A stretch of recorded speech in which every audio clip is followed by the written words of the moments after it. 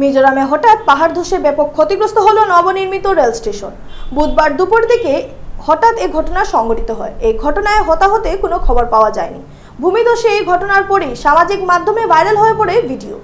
মিজোরাম ভৈরবী থেকে অর্থকি স্টেশন পর্যন্ত সিআরএসএস ইন্সপেকশনের পর যখন ট্রেন চলাচলের ছাড়পত্র দিয়েছিল রেল বিভাগ, ঠিক তখনই হঠাৎ ঘটে যাওয়া ভূমিধসের এই ঘটনায় অনিশ্চিত হয়ে গেছে নতুন লাইন চালু হওয়ার বিষয়টি। আপাতত ভৈরবী হর্তকি এবং ভৈরবী গুয়াহাটি রেল পরিষেবা চালু হওয়া কোনো সম্ভাবনা দেখা যাচ্ছে না। এদিকে গত 20 আগস্ট থেকে যোগাযোগ বিচ্ছিন্ন মিজোরাম হাইলাকান্দি জমিরায় ধলেশ্বরী কোরাল গ্রাসে রেল ট্র্যাকের মাটি নদীগর্ভে চলে গিয়ে লাইন ঝুলে রয়েছে। হঠাৎ করে দুইটি ঘটনার পর ট্রেন পরিষেবা চালু করা রেল বিভাগের কাছে এক বড় চ্যালেঞ্জ হয়ে দাঁড়িয়েছে।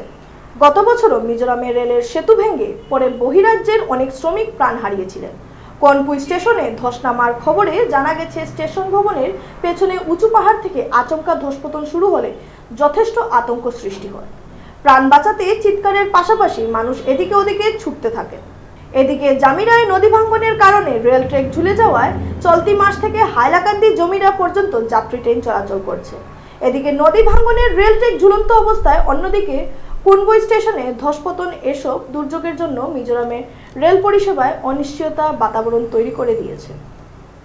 ইতিমধ্যে সিআরএসএস ট্রেন চালানোর অনুমোদন দিয়েছে। তার অনুমোদনে মিজোরাম থেকে গুয়াহাটি পর্যন্ত সরাসরি যাত্রী ট্রেন চালুর যে স্বপ্ন দেখা দিয়েছিল, এসব বিপর্যয়ে সেই স্বপ্ন ভঙ্গ হতে শুরু করেছে।